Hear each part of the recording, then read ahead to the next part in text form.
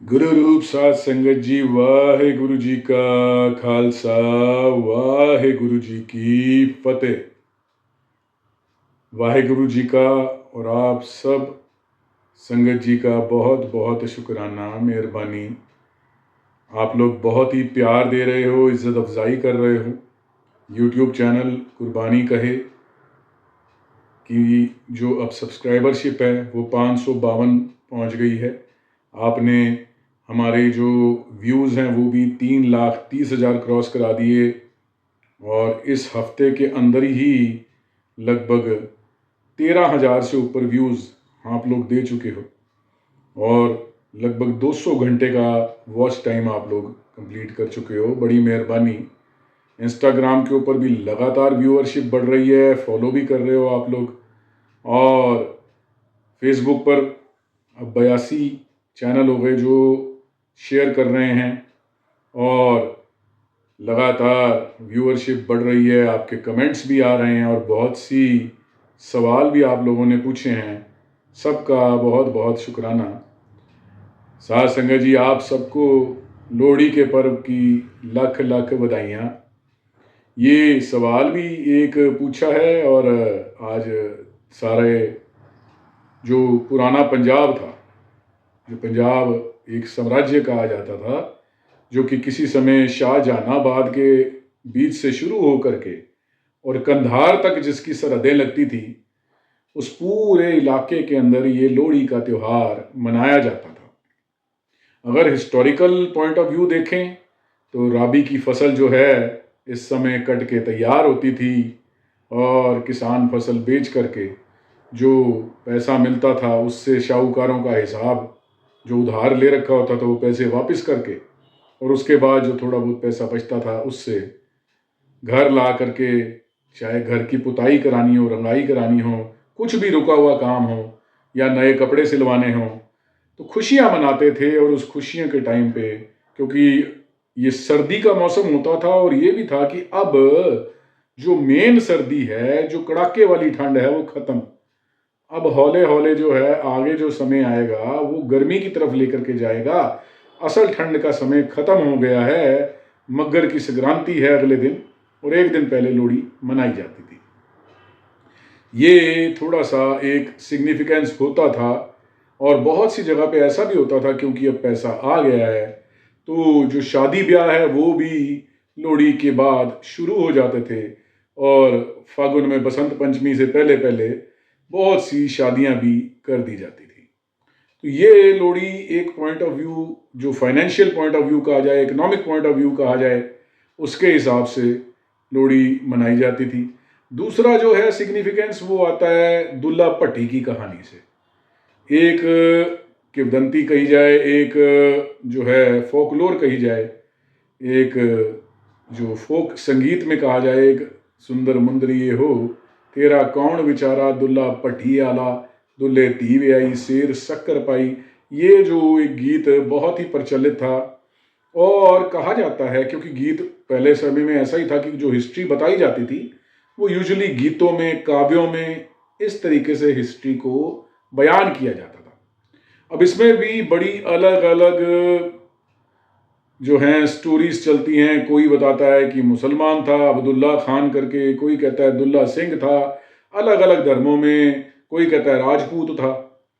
तो बहुत सी अपने तरीके से बना ली गई हैं, मगर क्योंकि कहानी के अंदर नाम ही डाल दिया दुल्ला भट्टी आला, भट्टी जो है पिंड का नाम हो गया और दुल्ला उसका नाम हो गया, वो चाहे अब्दुल्ला हो चाहे दुल्ला हो, इंसान था, नेक इंसान था, चोरी करता था, अमीरों के यहाँ चोरी करता था और गरीबों में पैसे बांट दिया करता था। ये उसकी छोटी जो कैरेक्टर स्केच है उसके बारे में इतना ज़रूर पंजाब की फोकलोर में फेमस था। और ये भी पता था कि एक गरीब था। अब कहीं पे कहते हैं कि वो ब्राह्मण था, कहीं पे ये लिखा पाया जाएगा स्टोरीज के अंदर जिन्होंने बनाई है। ऑथेंटिक स्टोरी कहाँ से है ये ढूंढ पाना मुश्किल है।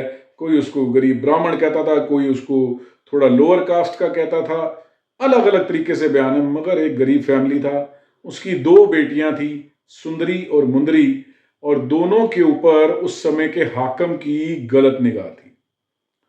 वो उस समय जिस तरह से चलता था, जबर करना चाहता था, उनके साथ गलत व्यवहार करना चाहता था, उसकी निगाह गंदी थी। कहीं पे ये लिखा पाया जाएगा कि गरीब खुद गया हाकिम के पास उससे मदद मांगने के लिए कि बेटियों की शादी करनी है, और कहीं पे ये लिखा जाएगा क्योंकि वो हाकिम से परेशान था इसलिए वो उनके लिए ढूंढ रहा था, मगर हाकिम के डर के कारण कोई शादी करने को तैयार नहीं था। खैर, कहानी जो भी है, मुख्तसर अर्ज करूं कि दुल्ला पठीवाला जो है, जब उसको पता चला तो उसने दो लड़कों को राजी किया, दो गबरू जवानों को राजी किया जो कि हट्टे कट्टे मजबूत लड़के थे कि तुम सुंदरी और मुंदरी से शादी करने को तैयार हो। और उसने से उस समय का रीति रिवाज हुआ करता था उन लड़कों के घर का, उसने आग बाली और उसके आसपास फेरे करवा के सुंदरी और मुंदरी की शादी उससे करवा दी ताकि उनकी इज्जत बची रहे और वो गृहस्थ जीवन में अपने अपने पतियों के साथ सुख से रह सकें। और जब कहा गया दुल्ला पठी वाले को कि भाई अब तूने शादी तो करा दी है, शगन डाल, तो उसके पास उस समय और तो कुछ नहीं था, एक सेर शक्कर उसके पास पड़ी थी। जैसे अंग्रेजी में किलोग्राम का सिस्टम चलता है, पहले एक सेर हुआ करता था और ये एक सेर जो है ये लगभग 900 कुछ ग्राम रहता था इसका वजन आज के किलोग्राम के हिसाब से। तो वो एक सेर जो शक्कर थी वही जो है थैली इन लड़कियों की झोली में डालते हुए शगन के रूप में दुल्ला पट्टी वाले ने इनकी विदाई करी थी। तो फिर वहां से उस फोकलोर में, उस गीत के अंदर शेर शक्कर पाई साथ में ऐड हो गया और ये कहानी बन गई। तो ये उस तरीके से माना जाता है। और जब हम छोटे होते थे बचपन में, तो हमारी दादी चाई जी, जिनको हम प्यार से बुलाते थे, जिनको वड्डी काकी भी कहा जाता था हमारे परिवार के अंदर, क्योंकि वो परिवार की सबसे बड़ी बेटी थी और महापुरुषों की गोदी में वो खेली बड़ी हुई बाबा भगवान दास जी के। तो उनका जो है एक अलग तरीका था इस त्योहार को देखने का। वो कभी भी ये नहीं कहते थे कि लोहड़ी का त्योहार है, वो हमेशा कहते थे लोई का त्योहार है। और जहां तक उनका मानना था वो ये था कि लोई भगत कबीर जी जो हैं, जो कि बहुत महान संत रब रूपी भगत कबीर दास जी, उनकी धर्मपत्नी लोई, जिनसे कि उनके दो बच्चे थे, कमाल और कमाली। अब लोई जी जो हैं वो भी, क्योंकि भगत जी के साथ, कबीर जी के साथ उनका रहना था और वो खुद भी बहुत ही सूझबूझ वाली और बहुत ही रब का नाम लेने वाली भगत थी, तो उनके पास भी बहुत ही भक्ति का खजाना था। और ये लोई का जो त्योहार है, ये लोई माता जैसे उनको कहा जाता है, भगत कबीर जी की धर्मपत्नी, उनकी याद में मनाया जाता है। और जो उस समय हुआ करता था कि लोई जो है जब जलाई जाती थी लकड़ें इकट्ठी करके, तो हमारी दादी एक छोटा सा गीत भी गाया करती थी। और वो पहले तो छोटी सी कथा सुनाती थी कि कबीर जी एक बारी कहीं गए हुए थे, जुलाहे थे, ताना बाना कपड़ा बुनते थे, कपड़ा लेकर के व्यापार करने गए थे कि जो कपड़ा तैयार हुआ है इसको बेच लें ताकि घर के खर्चे को उठाया जा सके। तो वो बाहर गए हुए थे, तो पीछे से कोई, क्योंकि बहुत से लोग उनसे मिलने आते रहते थे, तो एक दुखियारा गांव से आया और बहुत परेशान और रो रहा कि बच्चे का बहुत बुरा हाल है, रोगी है, इसकी हालत बहुत खराब है, मुझसे देखी नहीं जाती। वो माता रोते रोते माता लोई के आगे अर्जोई करने लगी। तो माता लोई ने कहा, भगत जी अभी गए हुए हैं, थोड़ी देर में वापस आ जाएंगे, तो वो आकर के आपको बता देंगे क्या कैसे है। तो उन्होंने माता जो बच्चे की हालत ज्यादा खराब होती हुई देख करके माता लोई जी को कहा कि आप भी तो गुरु पत्नी हो, आप भी तो कबीर जी की धर्म पत्नी हो, आपको भी तो कुछ मालूम होगा, आप तो उनके साथ रहती हो, तो आप खुद ही कृपा कर दो। अब उनके आने के इंतजार में ऐसा ना हो कि बच्चे की हालत और बिगड़ जाए, आप थोड़ी सी एक बारी देख लो, बच्चे को थोड़ा सा बता दो क्या करना है। तो माता लोई जी ने कहा, दी देखो मेरे पास तो कोई सामर्थ्य नहीं जैसा परम भक्ति का, निमाणता की मूर्ति थी, तो उन्होंने कहा मेरे पास ऐसा कोई सामर्थ्य नहीं कि मैं इस बच्चे को ठीक कर सकूं, मगर क्योंकि आपने अब मेरे को बेनती करी है तो मैं एक बारी देख लेती हूं कोशिश करके। तो वो बच्चे के पास गई और बोला, बेटा बोल राम। बच्चे ने कहा राम। फिर उन्होंने बोला, बेटा बोल राम। बच्चे ने दोबारा कहा राम। फिर उन्होंने कहा, बेटा बोल राम। और बच्चे ने फिर कहा राम। 3 बारी राम कहने के बाद उन्होंने बच्चे के सिर पे हाथ रखा, प्यार से फेरा और पूछा, बेटा तबीयत कैसी है? जो तकलीफ थी अब वो कैसी है? और बच्चा जैसे एकदम उठ के बैठ गया और बोला, माता अब तो ऐसा लग रहा है कि मानो कुछ हुआ ही नहीं, बिल्कुल ठीक ठाक लग रहा है। माता जी ने प्यार से एक बारी फिर हाथ सिर पे फेरा और बोला कि अब ये जो राम राम ये सीखा है ना तूने नाम, ये बोलता रहे, ये बोलता रहेगा तो कोई बीमारी कोई कष्ट तेरे पास नहीं आएगा। ये बोल करके माता जी ने बच्चे को और उसकी माता को वापस भेज दिया। और कबीर जी जब वापस आए तो उनको सारा वृतांत पता लगा, सारी कहानी पता लगी। तो कबीर जी ने वहां पे फिर जो उच्चारण किया वो गाना जो है हमारी दादी सुनाई करती थी। कबीर जी कहते हैं, लोइए राम प्यारिए तुद राम बहु सस्ता लाया, 3 बारी राम कहा के रोगी दा रोग मिटाया। हे लोई, तूने काम तो बिल्कुल ठीक किया, मगर तू थोड़ा सा एक ये गड़बड़ कर गई कि तूने राम को सस्ता लगा दिया। तूने एक रोगी का रोग मिटाने के लिए उससे 3 बारी राम बुलवाया, जबकि ये राम, ये जो प्रभु का नाम है, इसमें इतनी समर्थता है, ये इतना समर्थवान है, इतना सुदृढ़ नाम है कि एक बारी नाम बोलने से जन्म जन्मांतरों के कष्ट, बड़े से बड़े रोग, बड़े से बड़े विघ्न सब के सब खुद ब खुद दूर हो जाते हैं। तो 3 बारी राम बोलना तो बहुत ज्यादा हो गया।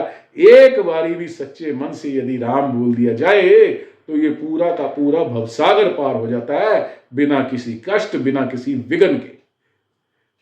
तो ये कहानी इस गीत के साथ हमारी दादी, हमारे चाई जी हमें सुनाया करते थे लोहड़ी को लेकर के। कितना सत्य कितना गलत है ये आप देख लीजिए, और अगर कुछ पता लगे तो मुझे भी कमेंट्स में बताइए। गुरु ग्रंथ साहब में लोहड़ी को लेकर के किसी तरह का कोई प्रमाण मुझे नहीं मिला। साध संगत जी, मनाएं या ना मनाएं, ये रीति रिवाज, तीज त्योहार, ये जो भी हैं सब इंसान के बनाए हुए हैं। आप मना लोगे तो भी कोई फर्क नहीं पड़ेगा, नहीं मनाओगे तो भी कोई फर्क नहीं पड़ेगा। हाँ, इसको मनाया कैसे जाए, इससे बहुत फर्क पड़ जाता है। आप क्लब में जाकर के नशा करते हुए, शराब या कुछ भी ऐसा लेते हुए और गाने गुने चला करके नाचना चाहते हो, वो आपका तरीका है, मगर चित्रगुप्त जो है वो बैठे हुए सब लिख रहे हैं। ये लिखा जा रहा है, और ये जब सामने आएगा तो जो भी कर्म जैसे भी कर रहे हो उसको भुगतना पड़ेगा। या फिर जैसे अब हमारी दादी किया करती थी, उन्होंने एक आदत डाल दी कि गुरुद्वारा साहब जरूर जाना है, प्रसाद जरूर चढ़ाना है। आपने घर में भी जो नित्यनेम का पाठ करते हो उसके अलावा एक चौपाई साहब का पाठ जरूर करना है, और सरबत के भले के लिए अरदास करनी है। और जो चौपाई साहब का पाठ करोगे, हमरी करो हाथ दे रक्षा, पूर्ण होए चित्त की इच्छा। परमात्मा के आगे हाथ जोड़ करके झोली अड़ के कहना है, महाराज आप ही बख्शिश करो, पूरे परिवार के ऊपर सिर पे हाथ रखो, अपना अंग सांग सहाय हो। बस ये, और सारे परिवार के मेंबर्स हैं। और जब लोहड़ी जलाई जाती थी तो उसके आसपास जैसे परिक्रमा करते हैं तो 5 चीजें डाली जाती थी, जहां तक मुझे याद है आज भी। एक तो मूंगफली, एक फुल्ले यानी कि पॉपकॉर्न्स, जो कि पूरे फुल के तैयार होते हैं, तीसरा चिवड़ा जो चावल फ्लैटेंड होते हैं, चौथा रेवड़ी वो भी गुड़ की, और पांचवा जो है एक मिठाई। अब मिठाई में या तो गुड़ की पट्टी या फिर गुड़ मूंगफली की गज्जक, कुछ भी ऐसा जो है एक लेकर के उसके अंदर डाला जाता था। और साथ में जैसे जैसे परिक्रमा कर रहे हो, जपजी साहब की 5 पौड़ियों का पाठ करवाते थे। पहली 5 पौड़ियां जो हैं एक एक परिक्रमा के साथ धीरे धीरे चलते जाओ, और एक एक पौड़ी एक ओंकार सतनाम करता पुरख से शुरू करके और वो 5 पौड़ियां पढ़ो, और फिर महाराज के अगे अरदास करो, महाराज बरकत पाओ और सिर पे मेहर भरिया हाथ रखो, सुखी बस है मोरो परिवार। बस ये अरदास करके और पूरा कर दो। अब ये इसके अंदर अगर आप कर रहे हो तो फिर ये लाहा बन गया। वाहेगुरु वाहेगुरु जाप करते रहो, पाठ जो एक्स्ट्रा कर सको जरूर करो। आनंद साहब का पाठ जरूर किया जाता था। एक जो नॉर्मल रूटीन का आनंद साहब का पाठ कर रहे हो उसके साथ एक पाठ और 40 की 40 पुड़ियां आनंद साहब की करके देखो साथ संगत जी। अब ये भी है, ये भी चित्रगुप्त में नोट करना है, और ये लेखे की जगह लाहा बन जाएगा, ये आपके अकाउंट में जमा हो जाएगा। करने का तरीका है, जैसे आप करोगे आपके अपने लिए इकट्ठा होगा, किसी दूसरे के लिए नहीं। और जब हिसाब किताब होना है ना, जब कड़ी कड़ी का लेखा मांगा जाएगा ना, तो फिर उसके अंदर ये नहीं देखा जाएगा कि उसने क्या करा या उसने क्या करा, फिर देखा जाएगा इसने क्या करा, और यदि उसने कुछ करा तो उसको देख के इसने क्या करा। क्या इसने निंदा चुगली करी, या ये अपना वाहेगुरु वाहेगुरु वाहेगुरु वाहेगुरु वाहेगुरु में लगा रहा। इसने आसपास जो चल रहा है उसको पूरा दरकिनार कर दिया। दुनिया का रंग है, परमात्मा ने बनाया है, जो चल रहा है चलने दो। तू अपना जन्म सवार, तू अपनी आने वाली आखिरत को अच्छा कर, और इस जन्म मनर के गेड़ से मुक्ति पा। अगर तू इस सब में फंस गया जो आसपास चढ़ रहा है, तो फिर तू इसी में उलझा रह जाएगा। ये जो मुक्ति वाला ख्याल है ये भी छोड़, जन्म संवारने वाला ख्याल भी छोड़, लाहा लेने वाला ख्याल भी खत्म, सब का सब मटिया मेट। इसलिए चॉइस आपकी है, खुद को संवारना है, भवजल पार करनी है, या फिर पुनर्जन्म पुनर्मरणन आना जाना, यही तो चॉइस है। क्या करना है, सियाने बनो, महाराज के लड़ लगो, और अपने आप को इस फांस से निकालो। यही मौका है, महाराज ने मनुष्या दे दी है, बार बार नहीं मिलनी। साध संगत जी, बाकी इतना ही, भूल चूक की माफी। आप सबसे यही बेनती है, जिस तरह से आपने प्यार इतना दिखाया है उसी तरीके से YouTube पे और भी लोग जुड़ो, अपने जानकारों को भी जुड़ाओ, ज़्यादा से ज़्यादा लोगों को वाणी के साथ जोड़ो। फेसबुक और इंस्टाग्राम के ऊपर भी हमारे हैंडल्स पे ज्वाइन करो, और गुरबानी कहे YouTube चैनल को लगातार प्यार देते रहो। भूल चूक की माफ़ी। वाहेगुरु जी का खालसा, वाहेगुरु जी की फतेह।